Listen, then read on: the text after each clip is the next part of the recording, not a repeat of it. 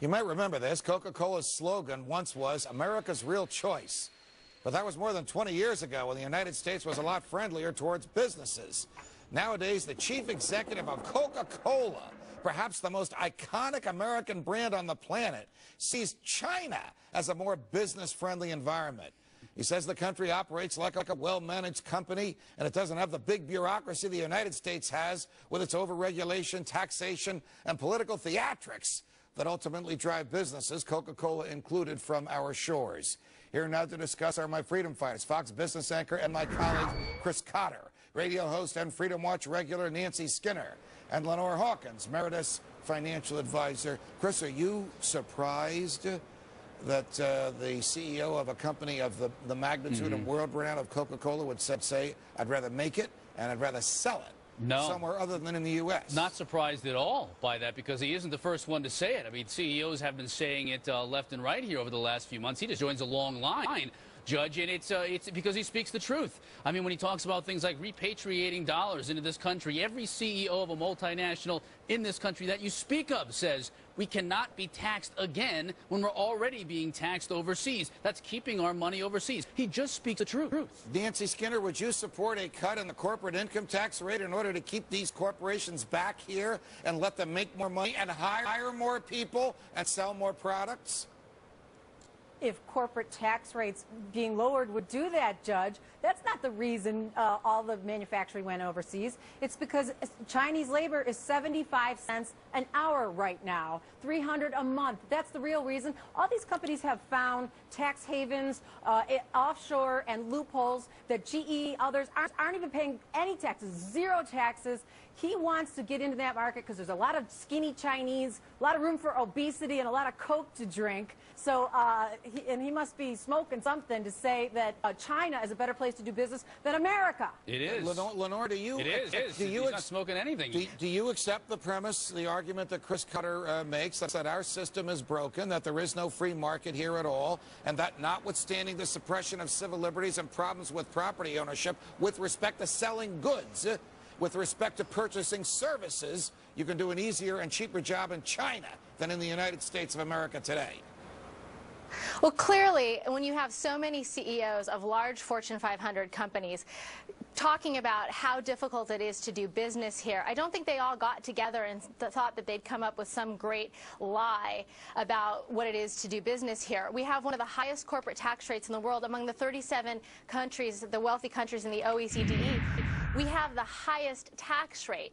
It's 56% higher than the average. Now, granted, there's a bunch of loopholes in that tax rate, but loopholes are a natural byproduct of an excessively high tax rate. All right. You know, Muhtar Kent, let me just say this, Judge. Muhtar Kent, the CEO of Coca-Cola, said the provinces in China are fighting for our business. You know what happens when the states fight for business? The NLRB comes in and says, South Carolina, you might be the best state to do business in. That doesn't happen in China. The federal government I want to ask you about the point that Nancy Skinner made. Can we really compete against a country where the minimum wage is 75 cents an hour? Or flip side, nobody complains when the price of Coke is kept down. Not from a manufacturing perspective, Judge, no, you can't. I mean, I agree with you know, what your guest was saying. The fact that things are being made overseas is a clear sign that it's just cheaper to make them overseas. All right, Nancy, period. It's a good point, but I got to switch to another subject. For us? The Federal Reserve Bank of New York, hang on, Nancy, and I'll go to you first, has announced plans to identify key bloggers and monitor billions of conversations and mentions of the Fed on Facebook, Twitter, and all across the Internet through what it calls a, quote, sentiment analysis and social media monitoring solution. Sounds like the Obama administration's new Attack Watch website. But why on earth is the central bank concerned with what bloggers have to say about it, Nancy? Why do they care? Well, I assure you, Judge, this is not Big Brother chasing down Ron Paul's worshipers and knocking on their door. Well, this Nancy, it might be chasing down you. You know, this is called data Nancy, mining. how do you know that? Wait. Please let me finish my sentence. Go ahead.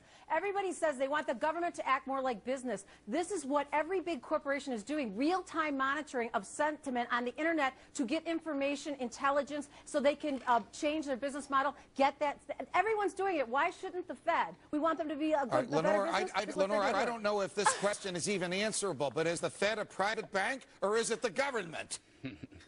Well, it's a little bit of both, and there's nothing in the Federal Reserve's charter that indicates it's supposed to make decisions based on sentiment analysis. It's not selling a product, Nancy. A company that is selling a product, yes, it needs to understand what its consumers want. The Federal Reserve is not selling a product. All right, to Lenore's consumers. point, Chris, the Federal Reserve is a money monstrous regulatory entity that controls the entire banking industry. What does Wall Street think about the Federal Reserve monitoring every time somebody criticizes? You know, I mean, keep this in mind.